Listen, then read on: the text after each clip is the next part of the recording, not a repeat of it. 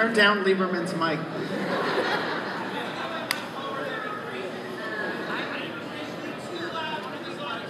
Sponsored by Duracell. You want to just tell the boy? How's everybody doing? You're all adorable, huh? Did everybody read that John Green book? Which one? Yeah.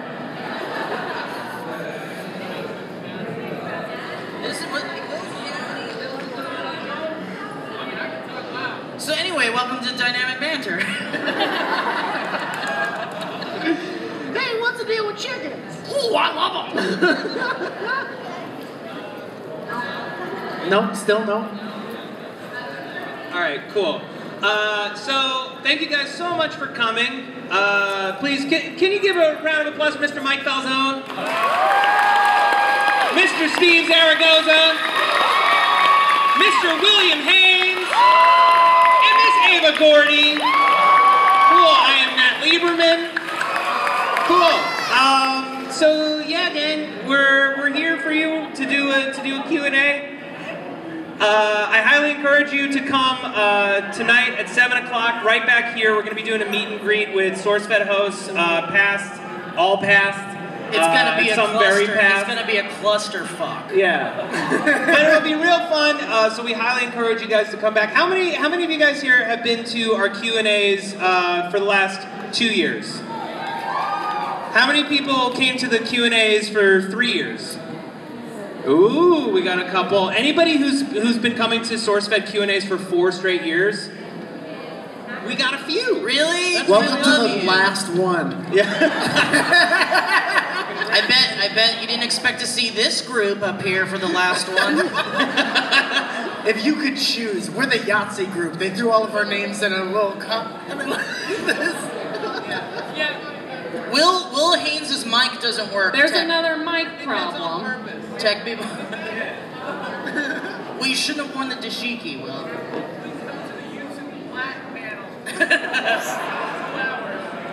That's not even a joke. Hello, it's not even a joke. That's how my voice sounds. Please come to the YouTube Black panel as well. It's a real thing. It's more pertinent than this one. We're being honest. I think they're trying to cancel our Q&A, so... Does now this nerd have something to do with this panel? Somebody group 9'd our panel. Buzzwords. Does anyone know where there's hot food? You're all pointing in different directions. I need you to come together. Mostly out there? Good. Thank you.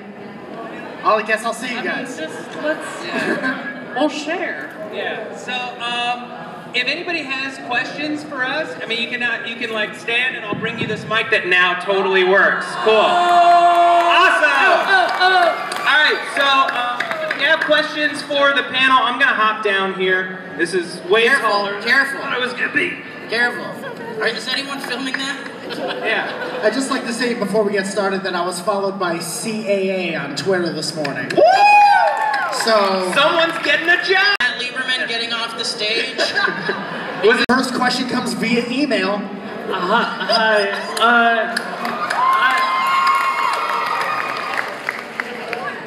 Big fan of the original hosts. So I was just wondering, Bree, I love you, by the way.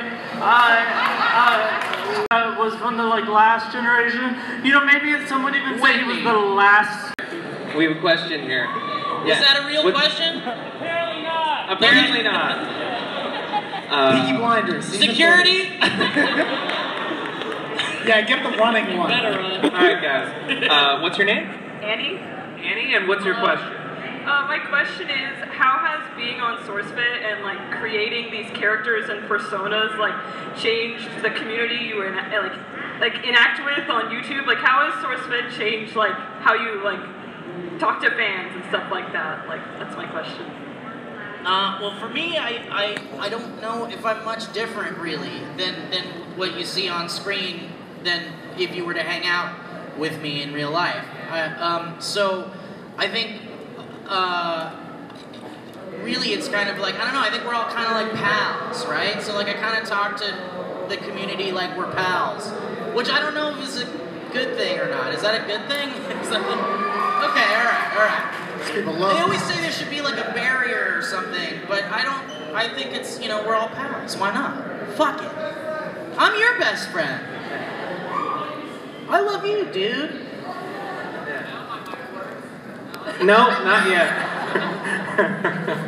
No. Yeah. Will, how has being on Sourcefed changed how you interact with the YouTube community? I can't watch YouTube videos anymore. I honestly, in my personal life, I've made so many, I'm like, I can't watch this anymore. So I'd say before I was like super into it, but then it kind of became a job to me. But I like where it is now, and in terms of how I feel when I meet people, I'd say before, I was never talked to in public, ever. So I was like, so now when someone talks to me, I'm like, oh, it's one of y'all. So I feel a little bit less alone in the world, I guess. Thank you. That's nice. That's good. I got you. Yeah. Ava? Oh, hi. Well, this is my first VidCon where I was...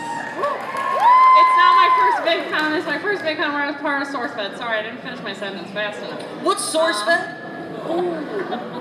What is that? It used to be this like news and comedy thing. It was pretty cool. You know, I did my best. Yeah. That wasn't it? So I haven't experienced you guys yet, but except for this right here, and one of you that I met earlier. Hello. So we'll see, but like, I'm excited. Yeah. Awesome. Yay! Mike? Perfect. He'll never know. Now his mic works. Now my mic works. It hasn't really changed. I mean, I'm 32, so I'm not really doing a lot of character change. I'm the way I am now. You're stuck with this, but there is a lot more. I've never had as many people come up to me and just like have a knowledge of a body of work like we did with Sourcefed. You guys have all been watching for so many years, and you watch so much that people have come up to me all over the country. And actually, I was in JFK, and I was in the security line, and this chick comes up to me with her mom, and she was like, I know you. I said, okay, because she didn't say like, I know you and I like what you've done, you know? It's like, I know you. I know you from YouTube. And so I was like, thank you. But there's a lot more of that after Sourcefed. And it really does feel like everyone's talking about like a cool like cult movie that didn't do well in the box office, but that everyone loves to watch on VHS because they're hipsters. Yeah. Speaking for me, I really didn't watch a ton of YouTube before Sourcefed, but the thing that I've always loved about Sourcefed fans in particular is like they are really kind. They care so much about what we were doing, and that always mattered to us, no matter how hard or weird or stressful things got. And yeah, I've never had a bad interaction with somebody who knew about Sourcefed, and yeah, it's awesome, a blessing to be able to talk to you guys. I think you answering questions honestly from the crowd is going to be my favorite part of this. Thank you, buddy. Jokes, jokes, jokes, jokes. This is really important to me and real special. All right, thank you, Annie, for that awesome question. All right, what's your name? Adam. Adam, and you're filming this without my permission. It's all good. No. If you're at VidCon, you can be filmed anywhere, even That's in the right. toilet. It's in the contract. Yeah. So, what's your question? Hi. So obviously, Sourcefed ending sucks. I think for me, it was probably my favorite channel on YouTube. But to me, I think that it has kind of launched a lot of what you guys are doing personally, and it's like created free time for you guys to focus on that. I think a lot of it is like what you're doing personally is doing really good now. So kind of what are your thoughts on how that has allowed you to have more time to do what you guys are creating like individually and how it's affected your everyday life? So how has all the extra time of having no job benefited what you want to do personally? I I can say I love not having a job because, like, I haven't slowed down my work ethic at all. I still have created a lot of things that just, the difference is now is that they're not out immediately. I definitely miss the immediateness of it. I miss being able to upload something and immediately a bunch of people look at it, but I've been able to focus on the things that I want to do. And I'm naturally, I jump from a lot of different projects to projects, so over the past 3 months, I've gotten to jump to everything I wanted to do. So I've had a great time. I want some money though, so if anybody around here wants to hand me some... Anyone with money can just approach Will afterwards. He's real into money. You know, it's just good. I like having money. Steve?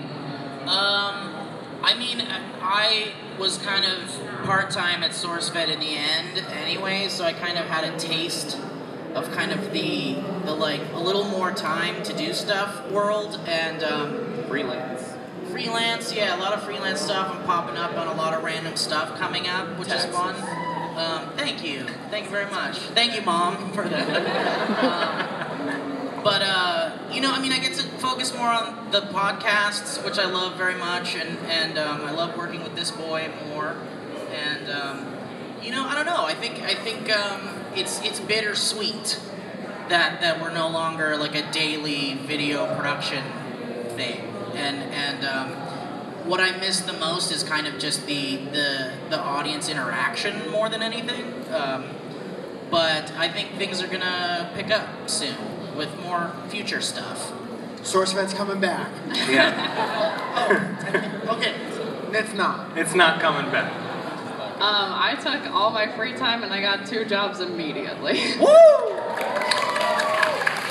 Well, honestly, Sourcefed made me realize that I like working hours that, like 9 to 5, 8 to 6. I just like working days, every day. And I thought I didn't want that, because I used to make YouTube videos. Mike and I were kind of like that, where we made a ton of YouTube videos, and then we started working at Sourcefed. But I can't be my own boss. I can't get shit done. So I liked Sourcefed for that, because it made me realize that I wanted to work in a community and an environment like that. So awesome. Yeah. Michael? The 2, I don't even really remember what the question was by this point, but I'm gonna go off of what I think it was. How is it different now? What do you do with your free time and shit like that? I've always I was very non-committal as well. So I do everything always. So it's nice to have more time to do that stuff, but I do really miss that nothing just came from one person in the Sourcefed building. It's kind of like it went from a bunch of us to a bunch of other people who would make it even better. And then there was kind of this built-in audience that we were all really lucky to make stuff for. And like you guys have done the extra work and going above and beyond to follow us afterwards. So it's like you guys are doing just as much work as we are to find the things that we're making. But no, I miss working with everybody. But as far as like outside of Sourcefed, it's like I think all of us are working just as hard, if not harder, than we ever have. So it's nice to have room to do that. Yeah. And for me, I'm going to go off of that, Mike. Like, the best thing for me about working at Sourcefed was working with you guys, working with all the people who worked there and made what we did even better. It's a real loud mic. I guess really for me, how I'm spending the time, I'm doing a lot of Instagram stories about my guinea pigs. I'm cooking more, but I'm not sharing it. Yeah, I guess I'm just what? It's a private thing. It's a private thing. It's just between me and the food. Yeah. Blueapron.com/banter is 30% off. Matt, I miss your food. Yeah. Oh well, thank you. That's very nice. Yeah, I'm just trying to figure out what I want to do on my own, and I'm taking the time to do that, and that's been a really cool thing. Yeah. I did see a question back here a while back. Yes. Too far. No question is too far, Mike Falzone. What's your name? Jesse. I have 2 quick questions. One, Steve, am I related to you in some way? Because I noticed we kind of matched today. Are you Mexican, sir? No, but everybody thinks I am, so it's kind of confusing. Well then we're not related. The second question is, what's the biggest thing you took away from Sourcefed in your time there? Biggest takeaways. Bunch of views right when it ended. Bunch of residual views. No, just being, I think that especially doing the white wall videos, it was awesome to be able to kind of be forced to write jokes about things that you may not have wanted to necessarily write. It was a good exercise in writing, especially as far as the white wall stuff goes every day. It was a good exercise in how to get better and how to spread your wings and yada yada yada. Why? Yeah, it was dope because like you could write anything.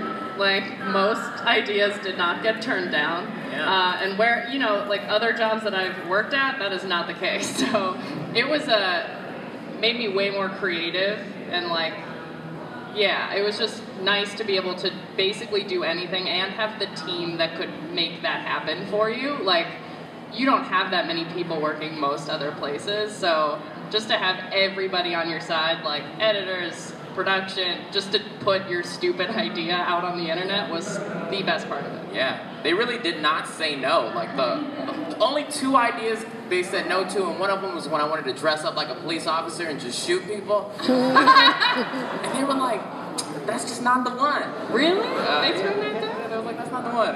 But I think what I got the most out of it was like some good mentorship comedian training. Because I started when I was like 20 and everybody's like damn near a decade older than me, and they just really let me know your jokes aren't funny and this is how they could be better. So, you know, I needed it. So I enjoyed it.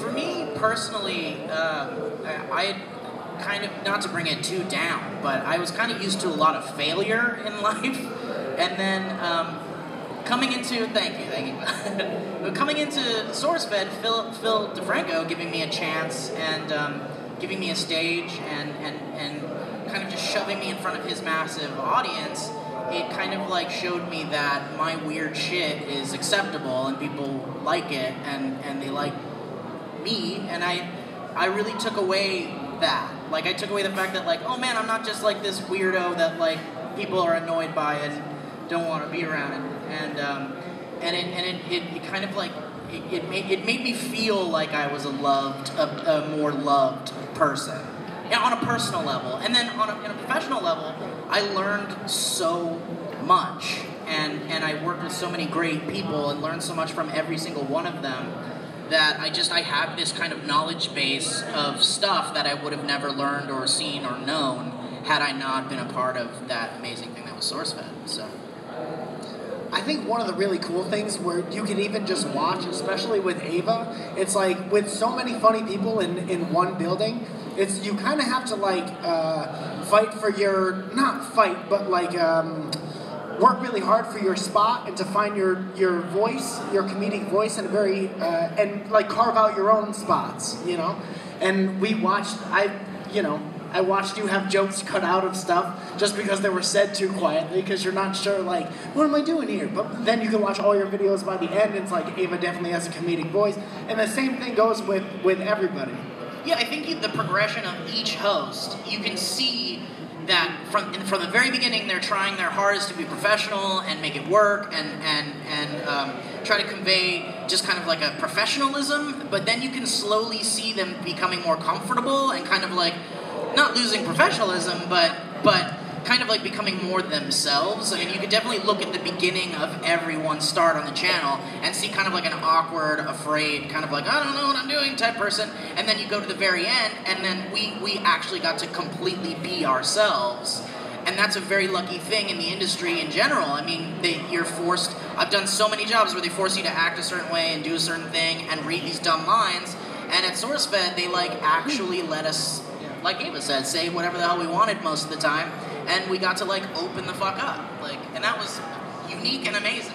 Yeah, I'd say that was definitely true for me too. Like when I came, I think it was a conversation I had with you, Will, that like actually helped me out a lot, where you just told me like that I need to care a little bit less, because I cared so much that it was coming off like real desperate at the beginning. But yeah, like just learning that the more that I was myself and that people still liked what I was doing, meant a lot. I think another thing for me is like, yeah, there's the daily Sourcefed side of like, no matter what, a video has to get made, and usually it's a first or second draft, and you just have to write it no matter what. And like, the beauty of creativity that comes out of a deadline, but then also like working on Nuclear Family with you, Steve, and with Bree and with Jeremy, like trying to figure out, okay, if we're gonna spend time and money on this thing, what is something that we genuinely think is not only funny, but that can like help grow that channel, and learning that strategy and how to like reverse engineer a video, I think is the biggest thing I could have learned while I was there. Yeah, well, especially on Nuclear Family, the tackle between creativity and like mass appeal was always a battle. Yeah, YouTube is all about strategy. It's not really so much about content these days. It's really about if you upload at this time and this many uploads, and it's hard to do something creative. Like when you come from like a comedy world where you actually spend days making the same script, it's like, how am I supposed to figure out how to make this go with fidget spinners at Jack in the Box? So it's hard. Yeah. Next question. Yes. You could just talk in the front row. that's far. Well, what if they want to hear the I'm just kidding. These are just jokes. Right. I'm a comedian. That's We're okay. just doing our best. What's your name? My name's Loya. Loya, and what's your question? What originally drew you to Sourcefed to wanting to work there? Philip What drew you DeFranco. to Okay, Philip DeFranco drew you to Sourcefed. I actually thought I was applying for an internship with Phil, and then they were like, "You're actually interning for this thing called Sourcefed." And I was like, "Oh, all right." And then I ended up getting on it, so I was like, "Cool." Yeah, but originally I was like, "I'm trying to get Phil coffee." I mean, I didn't even know what it was. I mean, this was like back when it wasn't even a channel yet, and I was just on like the like Actors Access like acting like services looking for little extra work and any acting jobs possible. So when I stumbled upon basically the casting call for Sourcefed for me was man on the street like comedy reporter or something, and I was like, oh, I think I could do that. And I went in and they were like, there's this hit show that might go to TV. It's called Curb Cash. And we want you to be the host of it. And I was like, oh, cool. You're just missing a taxi. That was we were just missing a taxi. I didn't know that. You were supposed to be the host of Curb Cash? Yeah, I was supposed to be the host of Curb Cash. And then they were like, oh man, I think we kind of like this guy. So then they had me test with the other hosts and like start writing like my own like little news stories based on things. And I didn't even know who Philip DeFranco was. I had no idea who he was. I didn't know anything about the YouTube world. So when I went in on one of the days to like actually meet Phil, like James Hafner was like, you ready to meet Philip DeFranco? And I was like, I don't fucking know who that is. Yeah, sure. I'll meet Max and Draco too. I don't care who that is. Draco Malfoy? Draco Malfoy, yeah. And then once I found out who he was, I was like, oh shit, this is kind of a big deal. So I was just kind of drawn to getting out there and acting, and you know, people were telling me you got to become an actor or something because you're a funny guy or something, and so that's what drew me to that, and then it just kind of accidentally became Sourcefed. Do you think you could have been on Jungle Cruise at Disneyland? Oh yeah. That could have been a job you take. Yeah. I considered it. Yeah. And the Universal Studio Tour. You totally could have done that too. Yeah, I considered it. You have to shoot that same line over and over again. Yeah. Spoiler. Sorry. Wait, what? I haven't been on Jungle Cruise yet. Oh yeah, spoiler alert, the lion dies. Yeah, there's a poaching situation. It's a really racist ride. Is it really? It's real bad. It's a little racist. I like it though. I like Disneyland. It's fun. It's fun racism. It's fun racism, yeah. Yeah, it's okay if it's fun. I think by the time I joined, I always kind of had it in my head that Sourcefed was kind of like the SNL of YouTube. Like there was kind of this cast, and it went, you know, kind of back in the day, and then all the people from back in the day went on to do X, Y, and Z. And so I always thought I was just honored to be a part of it, and I always thought I can make it funny with my own point of view. And that's pretty much it. But I always thought of it as like the SNL of YouTube, because in my mind, there's nothing else that's like that. And you were like everybody's friend at the time, so we were all telling you gotta be on Sourcefed, you gotta be on Sourcefed. Yeah, and everyone internally who was like, who should we hire next, who should we hire next, like your name was on the list. Like if you weren't the first person to hire next, you were definitely the second. You know? Like, that makes me feel real nice. Yeah. You know what? Take a compliment, Mike. Yeah, same thing with Mike. I was like friends with everybody. I was in a place where I wanted something more stable, and I was like, this seems fun. I mean, also, I knew of Sourcefed's legacy, and that was the biggest scare going into it, too, was like, can I do this? Yeah, and you did, and you nailed it. But then I didn't. Oh, follow your dreams. I had never heard of Sourcefed. I was kind of in a similar boat to you, Steve, where it was an LA casting host for pop culture hosts. Because there was a period where they were going to spin off Elliot into his own pop culture channel. Yeah, it was an attempt to keep him around and not have him leave, which was not communicated to any of us at the audition. I was also hired to be on the pop culture channel. Yeah, it was. Well, we were together at the audition, and I remember you had handwritten notes, and I was like, "This poor guy, screwed." They had me write a story about Justin Bieber. You know, when he was like, "Oh, I'm gonna crash my Jeep into the gas station or whatever." Those days, Came in and got auditioned with Elliot and came in 3 times, and then they didn't want to hire me because apparently James thought I was too much like Elliot, which I don't see at all. And then Scott Pellegrino was the one who fought for me to get a job, which was cool. Scott, shout out to Scott. Big up yourself, Scott. Yeah, he's got a bus now. Yo, Yes, it was you. Okay. All right, thank you. Hi, what's your name? A lot of people call me Apple. Apple? Guys, this is Apple. Apple? Yeah. Really? How many times do you think she's heard that in that? I'm sorry, this is my first time hearing it. Calzone. It's a nickname. The last name has the word apple in it, so everyone gets a variation of it. And mine was boring, so apple. Oh. Can you bring the mic a little closer, Lieberman? Sorry. Thank you. That's Apple? okay. That's okay. Yeah. Apple meets Steve. Hi, Apple. I'm Steve. Hey. Look about it. So I had 2 questions. First is, sorry, what is our coffee machine? She's been sitting on it for a while. The question is, what is that, a coffee machine? Always. I'm super nervous. Sorry. I think it is. Sorry. I want to know what you guys were saying about VidCon. Is there any panels that you guys other panels you guys are doing, or what you want to see here? Any creators you want to meet up with? VidCon for me is always a chance to kind of talk to all of you guys, especially ones that are not from LA, who don't get to come to Mike's comedy shows or some of the cool events we do in LA.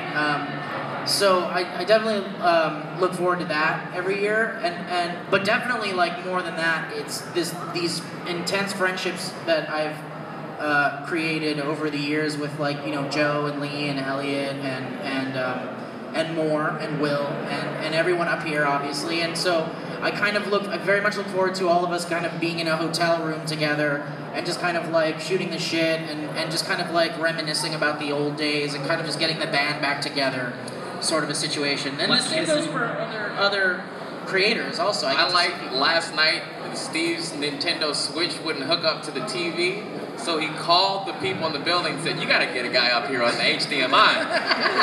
And then they started playing it on just the Yeah, we were playing it on the thing. We sat really close. Just like in the commercial. Yeah. I mean, it was fine. It was just, would have been better on the TV. And then this is what we're here to do. The Nintendo Switch. It's fine, but it would have been better on the TV. On the TV, yeah. Oh, that's it. Yeah, They fixed it. Oh, and they did fix it, and we played Mario Kart. I remember I gave up. Joe came up and did his best. If Joe couldn't fix it, I was like, the dad here can't fix it, none of us can fix it. Yeah. That was really heartfelt, but honestly, I'm just pumped for the dancing. There's a lot of parties that I get to dance at. Oh, yeah, dance. Boom. I'm ready. That's how I feel. I don't know what Those are good moves. Thank you. It's just arms. It's a good one. Yeah. Dancing is mostly arms. Just mostly armless. I'm old, so I don't want to go to any of the parties because they're loud and you have to yell. And all the people are kind of trying to sell you something if you squint and really listen. But there is a stand-up comedy show on Saturday night that I'm looking forward to. Yeah, it's unfortunate that none of you will be there, but I'm really looking forward to it, even if no one shows up. Wait, why are you assuming they're not going to be there? Where is it? No, it's just a joke because they yelled like they were coming. And I was like, I'm going to personally turn all you guys away at the door. But it is awesome that you cheered. so much. No, I'm just kidding. Yeah.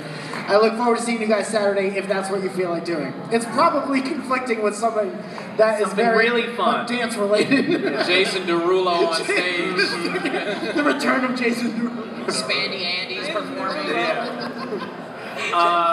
Yeah, for me, it's these events. Again, if you guys are available tonight at 7 o'clock, we're going to be right back here with everybody, or just about everybody, who's ever been a host on Sourcefed. So come hang out, say hi, take pictures. Yeah, even Meg will be here. Even Meg. Yeah. What about Raina? She flew out just special. Raina will be here. Raina will be here. Oh, I didn't know that. All right. Yeah. But Raina? not Ross. Leave Ross alone. Yeah, come on, man. You shouldn't have touched the orb. Yeah. I'm not afraid to say it.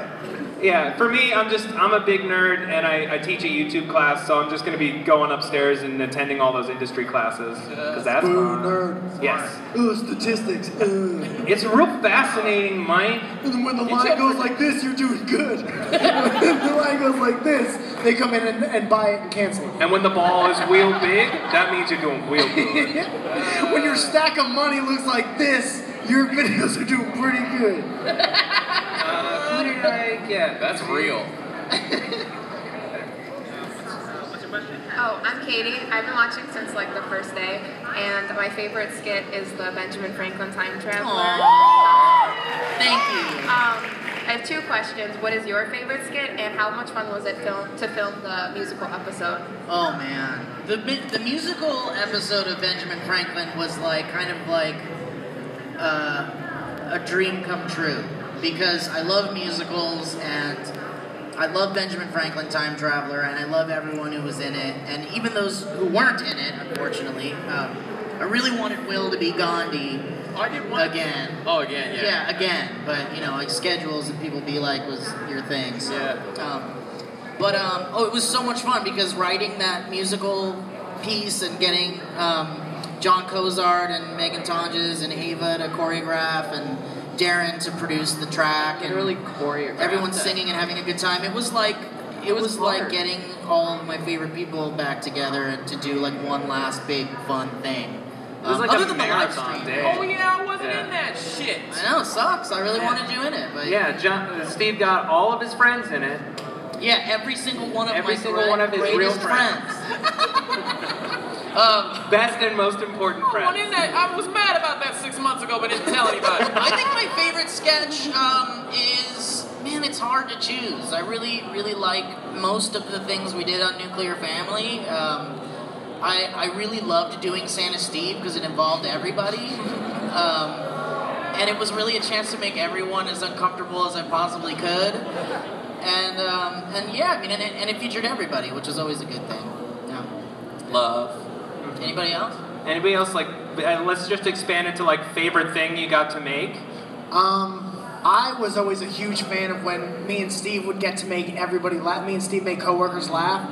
That and the prank phone call thing was like it was my favorite. We could have done a whole channel of just that stuff, and I think it would have been a lot of fun. Why don't There you? was also, I don't have a lot of time. There was always, CAA followed me on Twitter, so I'm doing all right. Mike's doing a show at the Whole Foods next week in Simi Valley, so he's real busy. I'll be showing you where the flaxseed is. But in all honesty, there was nothing, whenever I appeared on camera, there was nothing I didn't like doing, and I hate to do that. Broad answer, because I liked everything for different reasons. I love the white You're supposed balls to bring me because your it was like an tripod. exercise It's in all writing, shaky and you and got to hard like to do. collaborate with people you wouldn't normally collaborate with. I got to be in a couple Nuclear Family stuff, and I'm not used to doing scripted things, and that was always real nice. But the coworkers videos were my favorite because they were just like, you know, be you 100%. We all got to do that. We all love each other anyway. The one where we're crawling around on the tables and everyone's doing, that's like one of the best videos ever. That was one of the best memory. It really was. Y'all should have known we were getting canceled. That was, I'd say if you watch that video again, 30% of the people you see on screen knew the channel was being canceled. Yo, what was the one? Remember the last table talk? That was when like the good-looking we're guy. coming back. We're coming back. It's on hiatus. During the last table Table Talk, there were two really good-looking guys in trench coats walking around with a clipboard, and that's when me and Steve were not nice to those people because we knew what it was. Yeah, they walked in before we shot Table Talk, and they were all in their suits that were way more expensive than any amount of money we'll ever see in our lives. They were like the cost of our building. The cost of the building, Yeah. just the pants were the cost of the building. And we were just, I remember I did the eye flip thing where I put the glasses down and I was like, you guys can just come in and take whatever you want. You guys look really attractive, so you can have anything. As they were walking away, me and Steve were like, don't take our jobs. Yeah, but one of the guys, the best looking of them, so probably the most successful, he looked at us and said, hey guys, I really, great job what you guys are doing. It's like, oh, we're done. We're done. I thought the exact same thing when they were walking through. They came up to me and they were like, good work. Really? Yeah. Oh, man. And I was like, do you tried your know best. what we do at all? They were just looking to take over the building, you guys. I had a really good time with Group 9 Media. Who wants to hear about when we all got fired? Yeah. The big group meeting? I missed it. I got a phone call. Mike wasn't there either. Yeah. Did you get a phone call? No, I didn't. I turned my phone off. Oh. Do you guys have favorite things? I'm so glad I got to do Coworkers Learn the Nutcracker.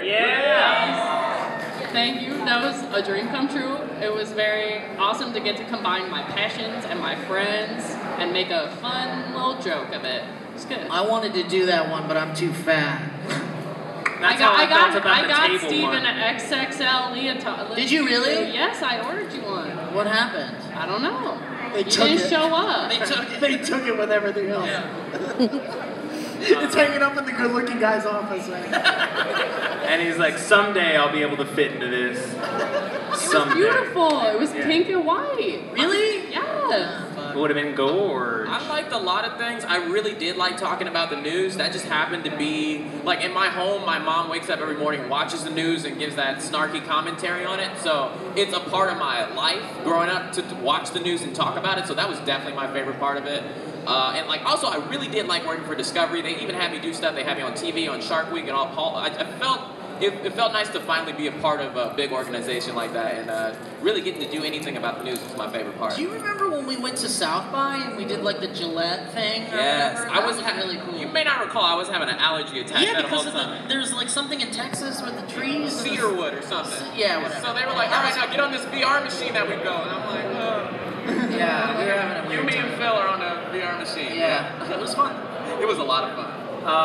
For me, I guess it would be cooking and nuclear family, although I really did love doing the news too, and the loop sometimes. The loop? Yeah, when it wasn't real sad. But yeah, I mean, doing sketches, like that's just the dream. That's what I wanted to do. Alright, I completely forgot who was next. Be honest, who was next? There was someone before you. Too polite. What? Oh wait, I did also say you. This is terrible. You guys pick. You gotta start moving your legs. All right, down I'm here. going. We got limited time. Is that Jamie? Did someone boomerang Matt running from the... Listen, you gotta pick up on that faster before I run. All right. Hey, I know you. You've been to a bunch of these. What's your name? Jammy. Say that again. Jammy. Jammy? Jammy. Jammy. Oh, I know you. We know Jammy. What is your question? Alright, so speaking of Group 9, or channel what it's called, you guys worked so hard to have, a community grow to like a million subscribers. How does it feel seeing that get taken away from you guys? Like, seeing what's the channel called? Top, now just nerd. I saw it grow from having 0 subscribers since May 20th, 2014, 15, and watching it grow, seeing live streams, seeing people get transferred from Sourcefed to nerd. How does it feel to see it being gone forever? I wasn't on that channel, so it's okay. Can you summarize that, Matt? How does it feel to have your heart broken? Well, it was kind of like watching your child that you love a lot suddenly get into hard drugs. Yeah, you raised it from a little baby and then it just got a needle in its arm. Yeah. You're a lot less funny with a needle in your arm. Personally, I'm not not tripping. Like, we would have kept doing it forever. Like, the rug needed to be cut out eventually. The fact that we were on for like 5 seasons. It's pretty significant. Yeah, most shows did 3. Like, we retired by 3, 4. By 2015, I remember me and Steve were like, oh, how can we keep doing this? So I'm glad that they eventually pulled the rug on us. But yeah, it's just opened the door to other opportunities that we probably wouldn't have been doing because we would have still been doing the same thing. Yeah, I mean, it was gonna happen. Sadly, unfortunately, it was going to happen. It was gonna end, and we were constantly terrified of that moment since the very beginning. Joe was saying this shit in 2014. Yeah, until like when we got hired, he was like, "This place won't last another year." 6 months. I mean, and we were told, you guys are chumps. You shouldn't have taken the job. Yeah, we were told a lot by even like Hafner. He's like, we might not make it next year, so we were constantly afraid of it ending, even at its height. The fact that we made it to 2016, I feel for me was enough. Yeah, I mean that's why it wasn't.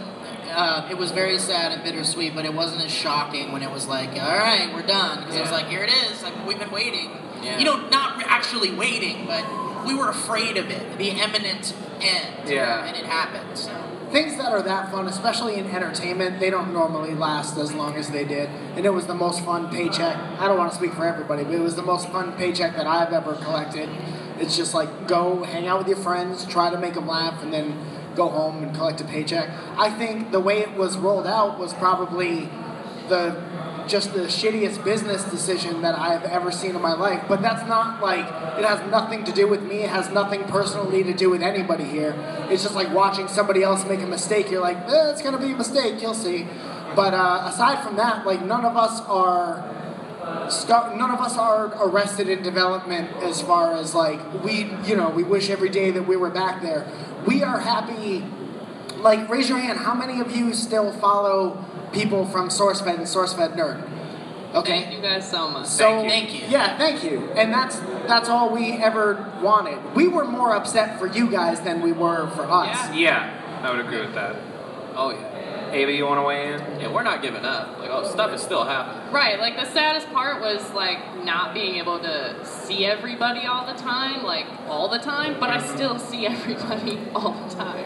So it's like, my heart was like, oh, I won't, but now I am, and so much time has passed now where I feel like I'm totally fine with everything that happened. Of course, I was weeping in the live stream, but like, who wasn't, right?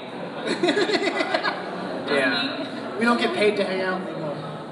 Yeah, but I mean, and like watching it getting taken over is like shitty, of course, but we're all killing it still. And I love all my talented ass friends. So. I love you, Ava. I think for me, when it comes to the Now This Nerd thing, like in a weird way, I kind of felt bad for them because I'm like, it was just. Yeah. That was a huge mistake. It was destined to fail. It was like, there was no way. YouTube is a community-driven platform. You guys are the community. You don't just want to see random nerd videos. You want to see these people up here, and of course, everybody else, Sam and Whitney and Philip and Maud and Raina, everybody, Trisha. Yeah, so... I kind of felt bad for them, but the beautiful thing, I think, was like seeing the community kind of stand up for itself and say like, hey man, you messed up and we have no interest in this. So that was, really heartening. And yeah, the biggest thing is just missing everybody. But also that doesn't mean shitting on like you alluded to this before, feeling bad for those people. It doesn't mean, like you should never shit on the people that you see on screen just because they're not us, because they had even less to do with this. They had no say in this thing. Right. They were told what to do. They had no idea. Right. I'm sure that even the guy who was in that first video was like, hey guys, this is a terrible idea. And they were like, you take care of it. And it's like, cool. Hey everybody, this is Now This Nerd. Poor guy. Yeah. I want to take a question from the back. Yes, you sir. Hi there. Hi, I'm Neil, and I'm from England. I don't think we're related, but just in case, regards to your mom. Just wait. just as on a positive note, from a future comedy, topical, news type streams, do you think augmented reality, virtual reality, mixed reality, is there something that we can work with in terms of comedy and writing? Do you think that's our future? Do you work for one of those companies? Do you work for a VR company? I work for somebody. They pay my Also, bills. if you could tell us your ideas and then maybe just write them in an email. Hey, why don't... Guys, it's Steve Wozniak, get it! I tell you what, let's share some ideas straight after here. I have some. I might have a platform. Here's some free ideas. Well, I think, honestly, the virtual reality space, like, and I just speak from personal experience, I think it's an incredible space. It's immersive, it's amazing, it's scary, it's funny, it's awesome. But you're right, no one's really kind of done, I mean, there's a game on the PSVR called Job Simulator, and that's kind of funny, and there's like a Rick and Morty thing that's funny. But yeah, I mean, I think there is a future for VR. I mean, definitely not, I've never liked 360 video, really, because it's like, you gotta work, you gotta like, okay, now I gotta turn all the way the fuck around over here to look at this shit, and it's like, why do you want to make someone do extra work to look at a piece of content you created? But with VR, it's like you have the ability to kind of control your space, and you can like you can sit comfortably on your couch, or you can stand up, you can do whatever you want. So, but I mean, yeah, I think the future of gaming and entertainment does seem to be leaning in the VR world. I'm very interested and curious about it. But as far as comedy goes, I don't know. You have to be able to hear those laughs live, which would be cool. If you could hook up a mic too, that you could hear people laughing live in VR, I'm down. Yeah. I'm down. As an introvert who's like, I don't really want to go to the comedy club. If I could just log into the comedy club, I'd probably do it more. Well, I mean, there are these games where you're kind of like in a room with real people that are all on VR, and you're like the Star Trek Bridge Crew game, and there's so many jokes. Oh yeah, you like work with a bunch of people who are all on the internet. And you're all like and you're working flying on the Enterprise. So you really could do like a stand-up show. Well, that's and what I'm invite people on saying. But I VR. mean, like, the thing is like a stand-up show in VR is kind of interesting, but less fun. Yeah. But like the Star Trek Bridge Crew experience is like everybody's doing something and everyone's making jokes and laughing, and then if you're a viewer of that, it's even funnier.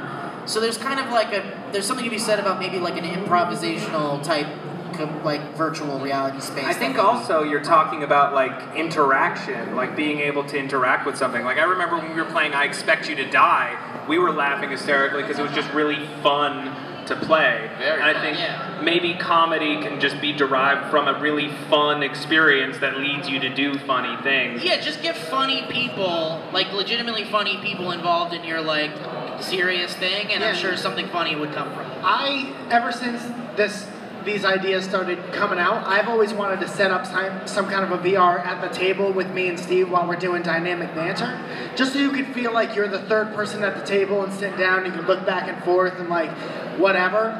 It's kind of limited with the things that you could do, but I would do that in a second, especially if somebody paid us for it. Yeah, so come meet us after the thing, alright? Yeah. All right. With your mysterious benefactor from Britain. Just carrying around a bag of money. Like, It's just like, I've been waiting for the first great idea for comedy in VR and AR. You win. Cool, what's your name? Jackson. Hi, Jackson. I came from Georgia. I'm really happy to actually get to see y'all in real life. It's real cool. Thanks for coming, man. But I wanted to ask kind of like a two-parter question. Steve, what was your favorite bit to do in the office? And the rest of y'all, what was your least favorite bit that Steve would do? Oh, no! Honestly, there's too many. I don't know if I have any that I don't like. Will and I would do the I'm the map thing. I'm the map! And one day we like turned on the I'm the map song. It's just characters. You open like 20 tabs of it on every computer in the building at 6:30 in the fucking morning. But it was like actually 20 tabs on each computer. And like multiple browsers, you'd hide them. Yeah, like, and it took forever to shut off. It's just like map. No, it was just like just you could not comprehend the sound that it was making. If you were a father who was like, you know what, I'm about done with this life, this is what your dreams would be like. Like, it might be the thing you hear just before you die. I'm certain it will be what I hear when I die. Like, I loved that, and I also really loved doing the Spider-Man thing around the office, screaming in the Spider-Man mask. That was quality. It's like you put on a Spider-Man mask and his impression was, ah! Remember that day? It was like raining. I think you were there that day. It was raining and you were just laying in the parking lot like you fell off the building. Yeah, and we were taking pictures. We're all like, oh shit, Spider-Man. But he was like motionless. Yeah, and it's raining on me. It's like, I also like when we would dress up in the Ninja Turtle outfits or something, in the onesies, and we just like, we jog into the editor's room and just go. And one of my final ones is that time, it's not even a bit, it's just like we had the editor Norg and he had a bike that he would ride to work, and one day you had a soda and just threw it at him. Just threw it at him. It's not even a bit. Just a shitty thing Steve did. He appreciated it. Ava, do you have a least favorite Steve bit or a favorite Steve bit? Steve got sad by the time I was there. Yeah, that's right. Steve got sad, he grew up. No. Steve was done with fun by the time. I'm not even. I was in a place. Dude, my least favorite thing when I first got there and I was intent on I was very intense on the white walls, you know, that was like my main thing.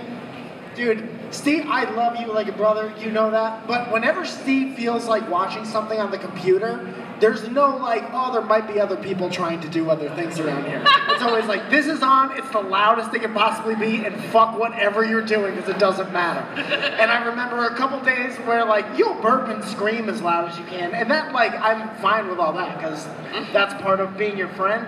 But the computer thing, I was just like, yo, I'm trying my best, and now I want to punch everything in this building. You can take human sounds, but when it comes from a speaker, it's like... At one point, all the writers were in one little room together, and and then at the end of Sourcefed, it was like every writer and host was in their own alone space. Yeah. I had a bench on the other side of the office from everyone else. No, me, Candace, and Steven were pretty tight. Yeah, you guys hung out with Ian. You had a great room. We had one room we all hung out in. I feel like I fucked it up because I went to the warehouse when there was nothing in it. After FHP got shut down, I just sat in the middle of the FHP warehouse by myself, and I think that's what started. And then they moved everyone else in there. Everybody's like, wait, we don't have to give a fuck? And then everybody did. Dude, remember when you used to play Drake Through the Walls? Yes. And leave your office? And it's still going. And I'm like, please.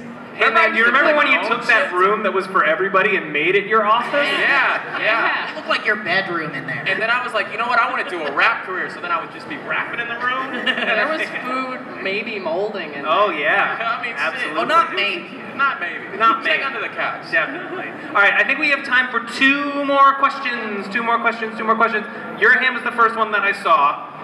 Lucky. All right. Hi, what's your name? Sabrina. Sabrina, what's your question? I came from Florida, by the way. I'm so excited to meet you guys. Where are you from? Florida. Florida. Yes. And I love Will and Steve, by the way. I love you guys. Sorry, other guys. No one else. I was wondering what your guys' who inspired you guys the most out of everybody? Who was your biggest inspired to make your videos? You mean that worked at Sourcefed or in general? In general, worked at Sourcefed. Who made you get up out of the bed every morning? I mean, for me, that's easy. Joe, Elliot, and Lee. In my immediate vicinity. They were my family. They are my family forever, and they made a job not a job, and made it okay to be as fucking weird as possible, and encouraged that. And were so creative and amazing, and still are. But they inspired me in so many ways. Joe Beretta, more so than anyone, because he came from the space. He had been there for a long time with Bratz and Beretta, and he knew so much about the space. He kind of took me under his wing, and I learned so much from him. But as far as outside of that, as far as inspirations in the world go, I mean, Weird Al and Andy Kaufman and Dr. Demento and just any cartoon ever from the early days, the Muppets. Those are all my main inspirations. Yeah. I'd say, in the immediate vicinity, I'd say obviously it'd be you, Steve. Yeah. I think when I got on, I was a lot younger, and I just felt like at the time that you just really took me under your wing, and you made me realize that like, I mean, I've been weird my whole life, but I never met someone who like out-weirded me. like from where I'm from, I'm the weirdest dude where I'm from. And I came out here and I met you, and you were already doing a bunch of weird stuff and taking me to weird-ass parties where no one dances. And it was just, yeah, 2014 was a life-changing year for me, and I can thank you for that. Thank you. In the Sourcefed building, it was always Lee for me. I just always thought that if I can make Lee laugh, I'm doing pretty good. And that's where it stops. In the building. No, I love being with everyone. I used to love, it used to get me out of bed to know that I was going to work with so many talented people. That was awesome. And then in just the regular world, a lot of stand-up comedians like Stephen Wright, Mitch Hedberg, Andrew Santino, and the list goes on and on, but those are the main ones. Mitch Hedberg, yeah. Yeah, R.I.P. Trying to fill a spot. No, I'm just kidding. Alright. I got nothing. You got nothing? I blanked, dude. Lee's awesome. I've always thought that she was incredible. In the office when I was working there, it felt like the only person that was still there that was there for the longest for me was Mike, that I like worked with sometimes. So he was kind of the one, and also like I auditioned with Mike and he taught me how to write the first script, and that was meant a lot to me. And he's also been my friend for a very long time. I like you a lot, Ava. I love Mike. I like you a lot, Ava. Ava. No other outside influences. Just Mike Falzone, and that's it. For me, I would say the editors, because I feel like they work so crazy hard, and like you could tell when they were excited to cut something because it was like really good. So like honestly, the person I wanted to make laugh the most in the office was Owen, all the time. I wanted him to think I was funny. I can't even articulate why. That's true though. When we would be doing watch downs and Owen would laugh, I'd be like, ooh. Yeah, I did something special. Okay. Yeah. Owen is like he'll laugh no matter what if it's funny. Like as long as it's funny, he'll laugh. It doesn't matter what he thinks about anybody. He's like the comedic true norm. Yeah, he really is. Like it doesn't matter if you're a terrible person or whatever. If you say something funny, he will laugh and give you praise for that. And that's awesome. Yeah, and I mean, I would say everybody at this table, no, it's true. Pandering. When I made you laugh, Mike, it made me super happy. Matt, we had a good time on the Dick Bomb sketch. Yes, we did. We laughed a lot, and that was a long day where we were on our knees on the floor for a long time. I just wish not in a weird way. I still wish the goofier cut had been the one that went out. I know. It was really weird. I wish we could just get that footage. No. Who owns that nowadays? Owen might have all of it. Owen might have all of it? Yeah. Oh my god. Yeah, no, we should do it like Rashomon style and do a few different versions of Dick Bomb. The stupidest sketch that nobody watched. Cool. We got time for one last question. Real fast. Make it the hottest, spiciest question you got. You don't have a spicy question. A real piquant pepper. I told you earlier that I was coming back, and now I'm coming back. So it better be a spicy question. Spicy. All right, what's your name? I want you red hot. Say your name one more time. Bethany. Bethany, and what's your question? My question is very serious. How many croissants is too many? Okay, we're opening the floor. Everyone's just going to have to hold on because we're going to have to debate this for a solid 20 minutes. This is the spiciest question I've ever. I hope you don't have any other panels to go to. We promised to never talk Cancel about this. VidCon, shut down the floor. We're going to unpack this right now. Two is too many. No, come on. Two? I think once you've finished the third, then you're at a point where y'all are really low here. Because think about 3 full fluffy croissants. 8 sticks of butter. Airy. Fresh. You can definitely get more dense. I'm just saying, like, they're buttery and they're salty. I'm thinking at least 6. And we're not talking about like croissants with like anything in them or on them, right? We're just talking about just croissants. Straight up out of the oven, dry croissants, flaky dry. Mouth. It's like candy floss. Well, I'm just saying, like, once you get to the third one, you're like, should I keep going? Yeah. Well, yeah, but then you do. Know what everyone who's just walking by this, we have croissant Connor, we have pizza. Everyone better stop and help us debate this. How many croissants is too many croissants? I see you walking 10. by. Ryan says 10. 10? 6? 6? I'm seeing a lot of 4s. You know what? Okay. Realistically, if a friend of yours came to you and said, I ate 10 croissants today. We are over by 20 The response to that should always be, you ate too many croissants. Yeah. I'm gonna go with Mike. I'm gonna say 2. Dude, if you eat 10 croissants, you're telling the story in the hospital. That's too many. No, I'm saying, like, if someone said, man, I had like 4 croissants today, you're just gonna be like, huh, all right. No, anyway, so what's going on later on? No.